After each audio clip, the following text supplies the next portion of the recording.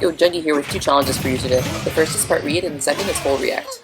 The first challenge is the easier one to do, and you can do it without the training mod pack. Make sure to set the CPU shuffling to a little to enable DI and limit SDI. The method here is to react to the SDI marker to mimic a read-based approach for DI, and buffer dash and up smash. SDI markers in holy water can help give you an idea of what their DI will be. They appear as white circles, pointing in the direction of their SDI. The blue DI line appears during hit lag of the Uair if they DI. This can give you advanced notice of where it will be launched. So yeah, this first challenge is to do this 20 times in a row. 20 should keep you from getting a run of lucky guesses. If you miss an up air or get a weak up air, don't worry about that. This challenge is to make sure you can get the right direction and hit them with dash up smash. If you're new to landing Uair out of holy water, it can be a bit difficult. You may need to shallowly jump forward. Holding diagonal makes this easier. I usually input the Uair just after the apex of my jump, and then fast fall after a small delay. There are other timing combinations that work. The dash up smash input can also be pretty tricky. I'll explain more about that later. One effective way with this read-based challenge is to buffer dash, then release the stick, and then up smash with up and A. The second challenge is pure reaction based off the DI line. You do need the training mod for this so we can turn off the SDI marker. For this one, make sure to set the CPU shuffling to none. Over in the training mod, set the mash option to air dodge. This will help you tell if you're slightly off true or late entirely.